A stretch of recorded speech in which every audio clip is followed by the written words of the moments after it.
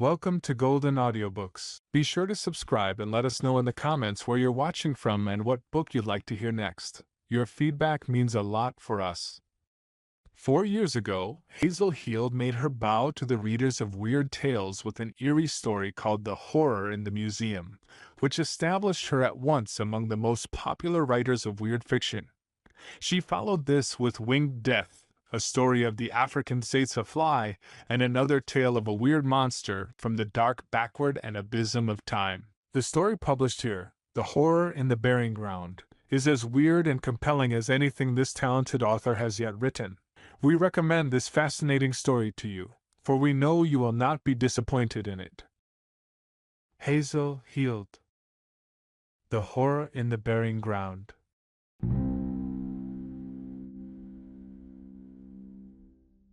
A bizarre and outre story of a gruesome happening in the old town of Stillwater. A blood-chilling tale of a double burial. Narrated by Stephen Hunter. When the state highway to Rutland is closed, travelers are forced to take the old Stillwater Road past Swamp Hollow.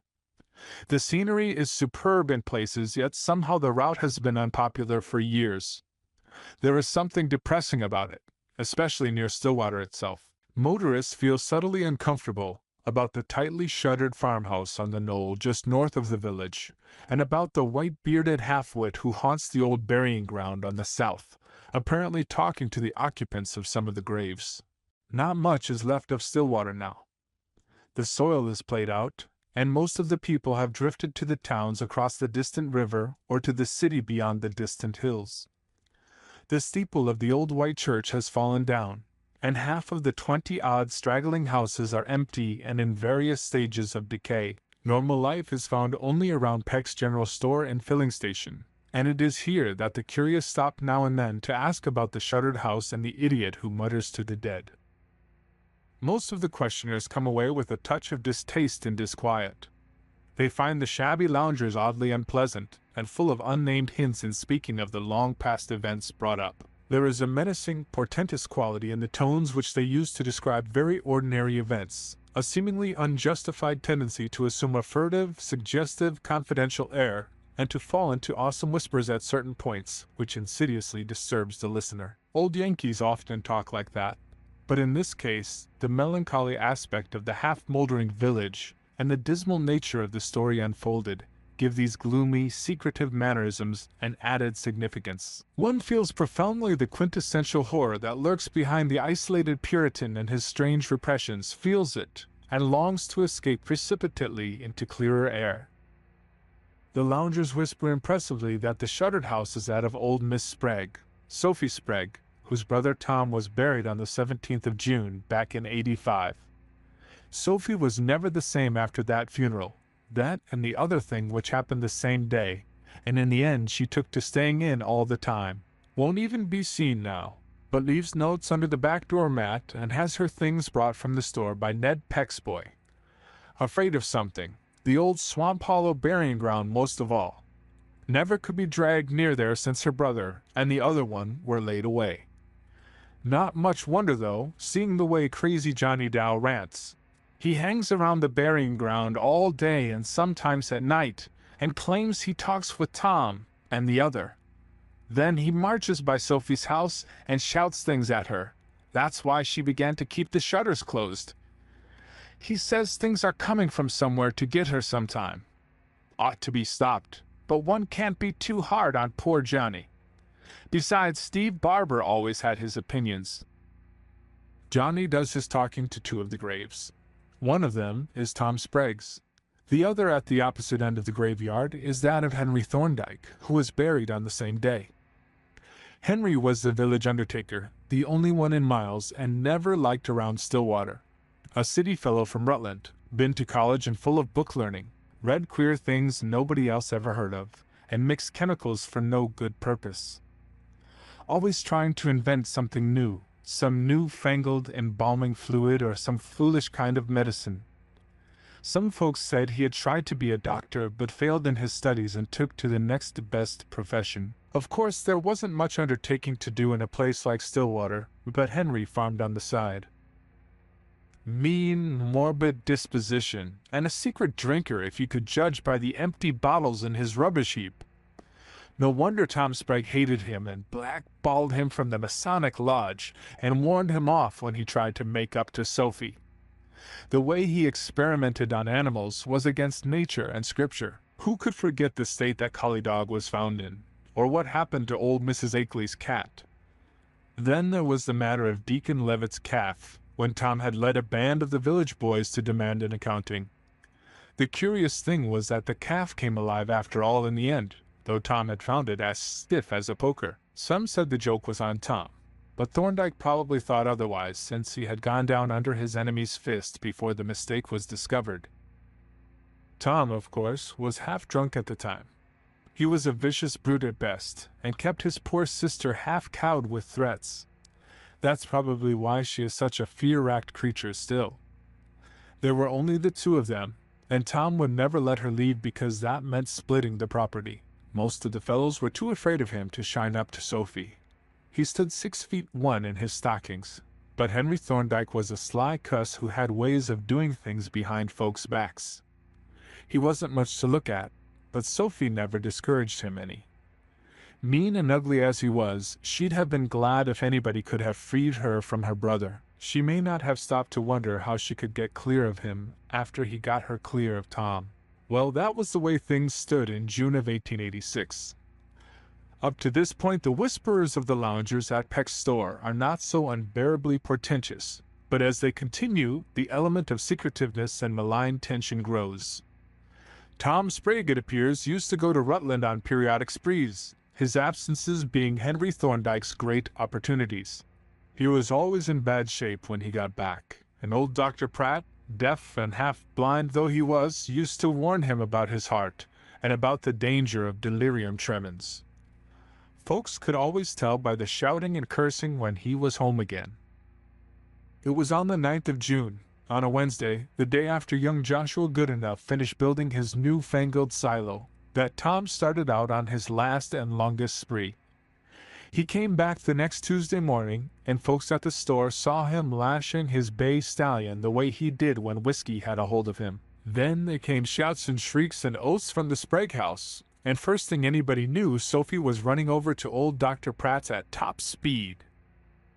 The doctor found Thorndyke at Sprague's when he got there, and Tom was on the bed in his room, with eyes staring and foam around his mouth. Old Pratt fumbled around and gave the usual tests, then shook his head solemnly and told Sophie she had suffered a great bereavement, that her nearest and dearest had passed through the pearly gates to a better land, just as everybody knew he would if he didn't let up on his drinking. Sophie kind of sniffled the lounger's whisper, but didn't seem to take on much. Thorndyke didn't do anything but smile, perhaps at the ironic fact that he, always an enemy, was now the only person who could be of any use to Thomas Sprague. He shouted something in old Dr. Pratt's half-good ear about the need of having the funeral early on account of Tom's condition. Drunks like that were always doubtful subjects, and any extra delay, with merely rural facilities, would entail consequences, visual and otherwise hardly acceptable to the deceased loving mourners. The doctor had muttered that Tom's alcoholic career ought to have embalmed him pretty well in advance, but Thorndyke assured him to the contrary, at the same time boasting of his own skill and of the superior methods he had devised through his experiments. It is here that the whispers of the loungers grow acutely disturbing. Up to this point, the story is usually told by Ezra Davenport, or Luther Fry, if Ezra is laid up with chilblains, as he is apt to be in winter. But from now on, old Calvin Wheeler takes up the thread, and his voice has a damnably insidious way of suggesting hidden horror. If Johnny Dow happens to be passing by, there is always a pause, for Stillwater does not like to have Johnny talk too much with strangers. Calvin edges close to the traveler and sometimes seizes a coat lapel with his gnarled, mottled hand while he half shuts his watery blue eyes. "Well, sir," he whispers, "Henry, he went home and got his undertaker's fixins. Crazy Johnny Dow lugged most of 'em, for he was always doing chores for Henry, and says as Doc Pratt and Crazy Johnny should help lay out the body. Doc always did say as how he thought Henry talked too much, a boastin' what a fine workman he was, and how lucky it was that Stillwater had a regular undertaker instead of buryin' folks just as they was, like they do over to Whitby. Suppose, says he, some fellow was to be took with some of them paralyzing cramps like you read about. How'd a body like it when they lowered him down and begun shoveling the dirt back? How'd he like it when he was choking down there under the new headstone, scratching and tearing if he chanced to get back the power, but all the time knowing it wasn't no use? No, sir, I tell you it's a blessin' Stillwater's got a smart doctor as knows when a man's dead and when he ain't, and a trained undertaker who can fix a corpse so he'll stay put without no trouble. That was the way Henry went on talking, most like he was talking to poor Tom's remains. And old Doc Pratt, he didn't like what he was able to catch of it, even though Henry did call him a smart doctor. Crazy Johnny kept watching of the corpse, and it didn't make it none too pleasant the way he'd slobber about things like, "He ain't cold, Doc," or "I see his eyelids move," or "There's a hole in his arm just like the ones I get when Henry gives me a syringe full of what makes me feel good." Thorndyke shut him up on that, though we all knowed he'd been giving poor Johnny drugs. It's a wonder the poor fellow ever got clear of the habit. But the worst thing, according to the doctor, was the way the body jerked up when Henry begun to shoot it full of embalming fluid.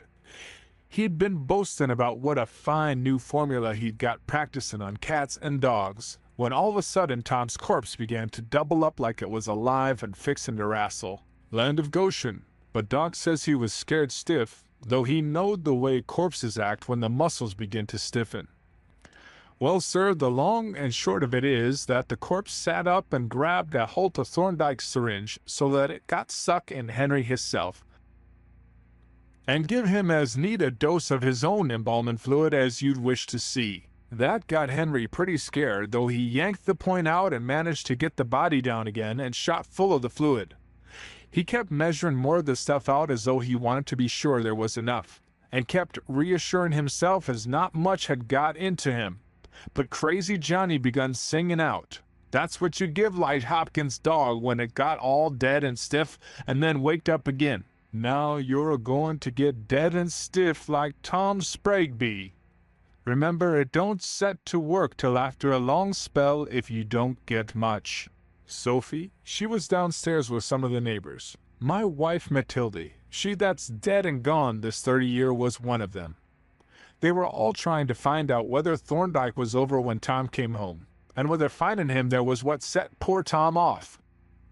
I may as well say as some folks thought it mighty funny that Sophie didn't carry on more, nor mind the way Thorndyke had smiled. Not as anybody was hinting that Henry helped Tom off with some of his queer cooked-up fluids and syringes, or that Sophie would keep still if she thought so, but you know how folks will guess behind a body's back. We all knowed the nigh-crazy way Thorndyke had hated Tom, not without reason at that, and Emily Barber says to my Matilde as how Henry was lucky to have old Doc Pratt right on the spot with a death certificate, as didn't leave no doubt for nobody. When old Calvin gets to this point, he usually begins to mumble indistinguishably in his straggling, dirty white beard. Most listeners try to edge away from him, and he seldom appears to heed the gesture. It is generally Fred Peck, who was a very small boy at the time of the events, who continues the tale. Thomas Sprague's funeral was held on Thursday, June 17th, only 2 days after his death. Such haste was thought almost indecent in remote and inaccessible Stillwater, where long distances had to be covered by those who came, but Thorndyke had insisted that the peculiar condition of the deceased demanded it. The undertaker had seemed rather nervous since preparing the body, and could be seen frequently feeling his pulse. Old Dr. Pratt thought he must be worrying about the accidental dose of embalming fluid. Naturally, the story of the laying out had spread, so that a double zest animated the mourners who assembled to glut their curiosity and morbid interest. Thorndyke, though he was obviously upset, seemed intent on doing his professional duty in magnificent style. Sophie and others who saw the body were most startled by its utter lifelikeness, and the mortuary virtuoso made doubly sure of his job by repeating certain injections at stated intervals. He almost wrung a sort of reluctant admiration from the townfolk and visitors, though he tended to spoil that impression by his boastful and tasteless talk. Whenever he administered to his silent charge, he would repeat that eternal rambling about the good luck of having a first-class undertaker. What? He would say as if directly addressing the body. If Tom had had one of those careless fellows who bury their subjects alive! The way he harped on the horrors of premature burial was truly barbarous and sickening. Services were held in the stuffy best room, opened for the first time since Mrs. Sprague died. The tuneless little parlor organ groaned disconsolately, and the coffin, supported on trestles near the hall door, was covered with sickly-smelling flowers. It was obvious that a record-breaking crowd was assembling from far and near, and Sophie endeavored to look properly grief-stricken for their benefit. And in guard at moments she seemed both puzzled and uneasy, dividing her scrutiny between the feverish-looking undertaker and the lifelike body of her brother. A slow disgust at Thorndyke seemed to be brewing within her, and neighbors whispered freely that she would soon send him about his business now that Tom was out of the way. That is, if she could, for such a slick customer was sometimes hard to deal with.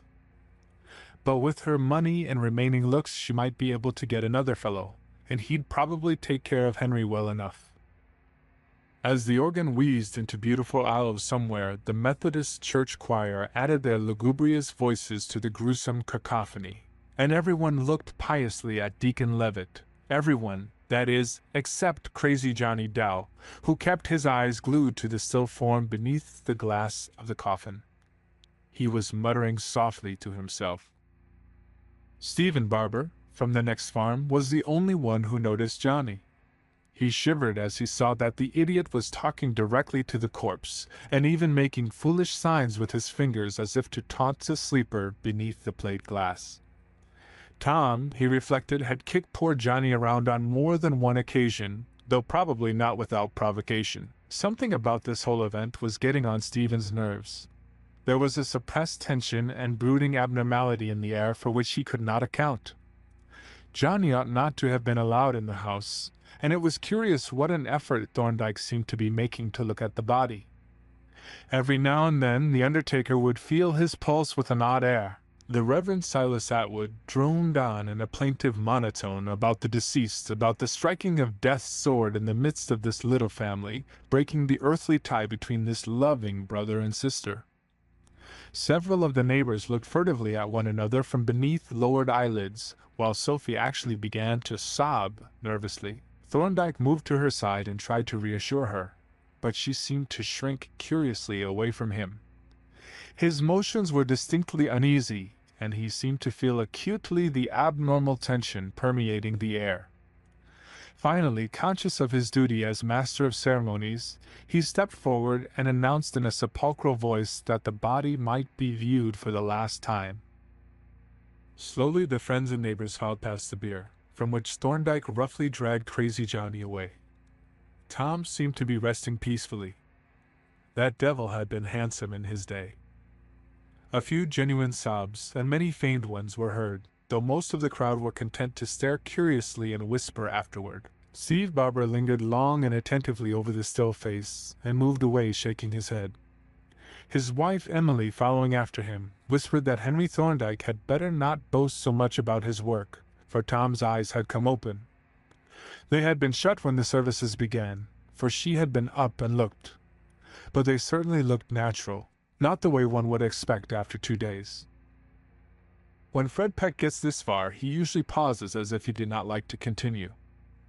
The listener, too, tends to feel that something unpleasant is ahead. But Peck reassures his audience with the statement that what happened isn't as bad as folks like to hint. Even Steve never put into words what he may have thought, and Crazy Johnny, of course, can't be counted at all. It was Luella Morse, the nervous old maid who sang in the choir, who seems to have touched things off. She was filing past the coffin like the rest, but stopped to peer a little closer than anyone else except the Barbas had peered. And then, without warning, she gave a shrill scream and fell in a dead faint. Naturally, the room was at once a chaos of confusion. Old Dr. Pratt elbowed his way to Luella and called for some water to throw in her face, and others surged up to look at her and at the coffin. Johnny Dow began chanting to himself. He knows, he can hear all we're saying and see all we're doing, and they'll bury him that way. But no one stopped to decipher his mumbling except Steve Barber. In a very few moments Luella began to come out of her faint, and could not tell exactly what had startled her. All she could whisper was, "The way he looked, the way he looked." But to other eyes the body seemed exactly the same. It was a gruesome sight, though, with those open eyes and that high coloring. And then the bewildered crowd noticed something which put both Luella and the body out of their minds for a moment. It was Thorndyke, on whom the sudden excitement and jostling crowd seemed to have a curiously bad effect. He had evidently been knocked down in the general bustle, and was on the floor trying to drag himself to a sitting posture. The expression on his face was terrifying in the extreme, and his eyes were beginning to take on a glazed, fishy expression. He could scarcely speak aloud, but the husky rattle of his throat held an ineffable desperation which was obvious to all. "Get me home, quick, and let me be.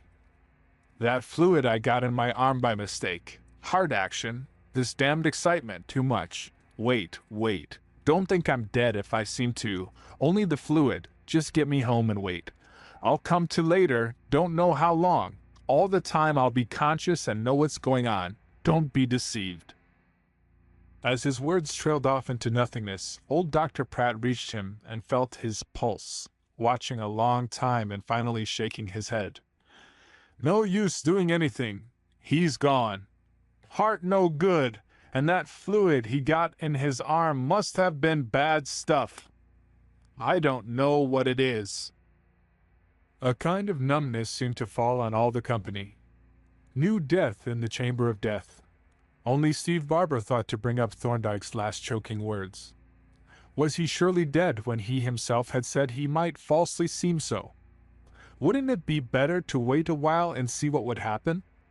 And for that matter, what harm would it do if Doc Pratt were to give Tom Sprague another looking over before burial? Crazy Johnny was moaning and had flung himself on Thorndyke's body like a faithful dog. "Don't you bury him! Don't you bury him! He ain't dead no more, not Lige Hopkins' dog, nor Deacon Levitt's calf was when he shot him full. He's got some stuff he puts into you to make ye seem like dead when ye ain't. Ye seem like dead, but you know everything what's a-goin' on, and the next day you come to as good as ever. Don't you bury him. He'll come to under the earth and he can't scratch up. He's a good man, and not like Tom Sprague. Hope to God Tom scratches and chokes for hours and hours." But no one save Barber was paying any attention to poor Johnny. Indeed, what Steve himself had said had evidently fallen on deaf ears. Uncertainty was everywhere. Old Doc Pratt was applying final tests and mumbling about death certificate blanks, and unctuous Elder Atwood was suggesting that something be done about a double interment. With Thorndyke dead, there was no undertaker this side of Rutland, and it would mean a terrible expense if one were to be brought from there, and if Thorndyke were not embalmed in this hot June weather, well, one couldn't tell. And there were no relatives or friends to be too critical unless Sophie chose to be, but Sophie was on the other side of the room, staring silently, fixedly, and almost morbidly into her brother's coffin. Deacon Levitt tried to restore a semblance of decorum, and had poor Thorndyke carried across the hall to the sitting-room, meanwhile sending Zenas Wells and Walter Perkins over to the undertaker's house for a coffin of the right size. The key was in Henry's trousers pocket. Johnny continued to whine and paw at the body, and Elder Atwood busied himself with inquiring about Thorndyke's denomination, for Henry had not attended local services. When it was decided that his folks in Rutland, all dead now, had been Baptists, the Reverend Silas decided that Deacon Levitt had better offer the brief prayer. It was a gala day for the funeral fanciers of Stillwater and vicinity. Even Luella had recovered enough to stay. Gossip, murmured and whispered, buzzed busily while a few composing touches were given to Thorndyke's cooling, stiffening form. Johnny had been cuffed out of the house, as most agreed he should have been in the first place, but his distant howls were now and then wafted gruesomely in. When the body was coffined, and laid out beside that of Thomas Sprague, the silent, almost frightening-looking Sophie gazed intently at it as she had gazed at her brothers. She had not uttered a word for a dangerously long time, and the mixed expression on her face was past all describing or interpreting. As the others withdrew to leave her alone with the dead, she managed to find a sort of mechanical speech, but no one could make out the words, and she seemed to be talking first to one body and then the other. And now, with what would seem to an outsider the acme of gruesome unconscious comedy, the whole funeral mummery of the afternoon was listlessly repeated. Again the organ wheezed, again the choir screeched and scraped, again a droning incantation arose, and again the morbidly curious spectators filed past the macabre object, this time a dual array of mortuary repose.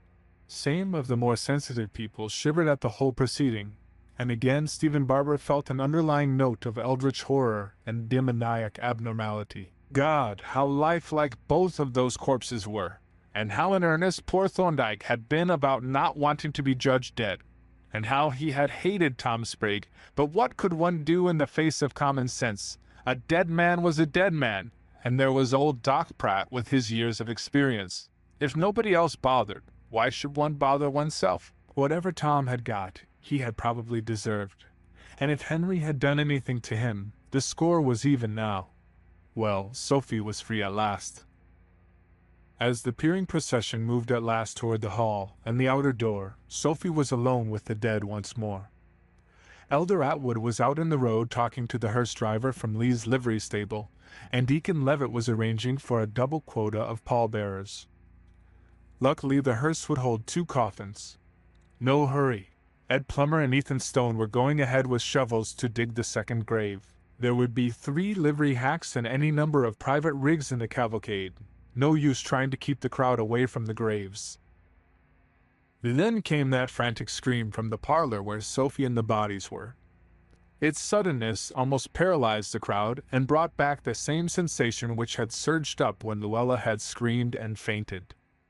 Steve Barber and Deacon Levitt started to go in, but before they could enter the house, Sophie was bursting forth, sobbing and gasping about, "That face at the window!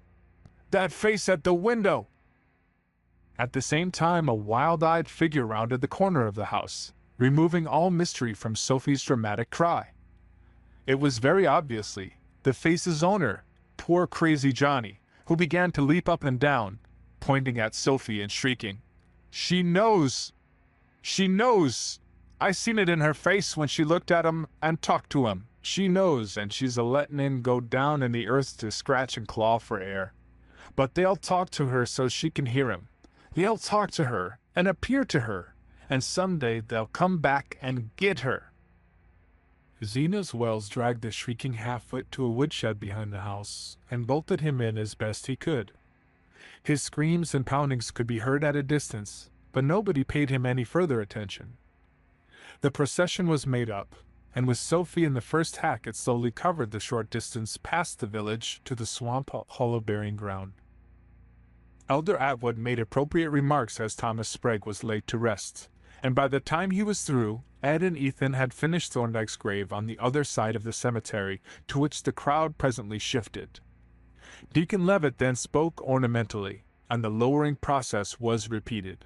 People had begun to drift off in knots, and the clatter of receding buggies and carryalls was quite universal when the shovels began to fly again. As the earth thudded down on the coffin lids, Thorndyke's first, Steve Barber noticed the queer expressions flitting over Sophie Sprague's face. He couldn't keep track of them all, but behind the rest there seemed to lurk a sort of wry, perverse, half-suppressed look of vague triumph. He shook his head. Zenas had run back and let crazy Johnny out of the woodshed before Sophie got home, and the poor fellow at once made frantically for the graveyard. He arrived before the shovelmen were through, and while many of the curious mourners were still lingering about, what he shouted into Tom Sprague's partly filled grave, and how he clawed at the loose earth of Thorndyke's freshly finished mound across the cemetery, surviving spectators still shudder to recall. Jotham Blake, the constable, had to take him back to the town farm by force, and his screams waked dreadful echoes. This is where Fred Peck usually leaves off the story. What more, he asks, is there to tell? It was a gloomy tragedy, and one can scarcely wonder that Sophie grew queer after that. That is all one hears if the hour is so late that old Calvin Wheeler has tottered home. When he is still around, he breaks in again with that damnably suggestive and insidious whisper. Sometimes those who hear him dread to pass either the shuttered house or the graveyard afterward, especially after dark. Heh, Fred was only a little shaver then, and don't remember no more than half of what was going on. You want to know why Sophie keeps her house shuttered, and why Crazy Johnny still keeps a-talking to the dead and a-shouting at Sophie's windows? Well, sir, I don't know's I know all there is to know, but I hear what I hear. Here the old man ejects his cut of tobacco and leans forward to buttonhole the listener. It was that same night, mind ye, toward morning, and just 8 hours after them burials, when we heard the first scream from Sophie's house. Woke us all up. Steve and Emily Barber and me and Matilde goes over hot footing, all in night gear, and finds Sophie all dressed and dead fainted on the settin' room floor. Lucky she hadn't locked her door. When we got her to, she was shaking like a leaf, and wouldn't let on by so much as a word what was ill in her. Matilde and Emily done what they could to quiet her down, but Steve whispered things to me as didn't make me none too easy. Come about an hour when we allowed we'd be going home soon. That Sophie, she begun to tip her head on one side like she was a-listening to something. Then on a sudden she screamed again, and keeled over in another faint. Well, sir, I'm tellin' what I'm tellin', and won't do no guessin' like Steve Barber would have done if he dared. He always was the greatest hand for hintin' things, died 10 year ago of pneumony. What we heard so faint like was just poor Crazy Johnny, of course. 'Tain't more than a mile to the buryin' ground, and he must have got out of the window where they'd locked him up at the town farm, even if Constable Blake says he didn't get out that night. From that day to this he hangs around them graves a-talkin' to the both of them, cussin' and kickin' at Tom's mound, and puttin' posies and things on Henry's. And when he ain't a-doin' that, he's hangin' around Sophie's shuttered windows, howlin' about what's a-comin' someday to get her. She wouldn't never go near the buryin' ground, and now she won't come out of the house at all, nor see nobody. Got to sayin' there was a curse on Stillwater, and I'm dinged if she ain't half right, the way things is a-goin' to pieces these days. There certainly was something queer about Sophie right along, once when Sally Hopkins was a-callin' on her. In 97 or 98, I think it was. There was an awful rattlin' at her winders, and Johnny was safe locked up at the time, at least, so Constable Dodge swore up and down. But I ain't taking no stock in their stories about noises every 17th of June, or about faint shinin' figures a-tryin' Sophie's door and winders every black mornin' about 2 o'clock.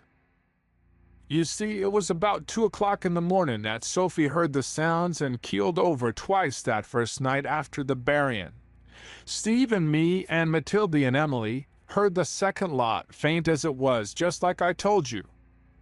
And I'm a-tellin' of you again as how it must have been Crazy Johnny over to the buryin' ground, let Jotham Blake claim what he will. There ain't no tellin' the sound of a man's voice so far off, and with our heads full of nonsense it ain't no wonder we thought there was 2 voices, and voices that hadn't ought to be speaking at all.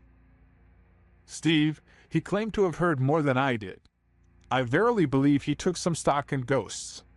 Matilde and Emily was so scared they didn't remember what they heard. And curious enough, nobody else in town, if anybody was awake at that ungodly hour, never said nothing about hearing no sounds at all. Whatever it was so faint it might have been the wind if there hadn't been words.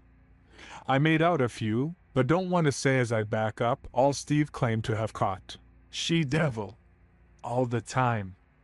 Henry, and alive, was plain, and so was you know. Said you'd stand by, get rid of him, and bury me, in a kind of changed voice. Then there was that awful comin' again some day, in a death-like squawk. But you can't tell me Johnny couldn't have made those sounds. Hey, you! What's taking you off in such a hurry? Maybe there's more I could tell you if I had a mind.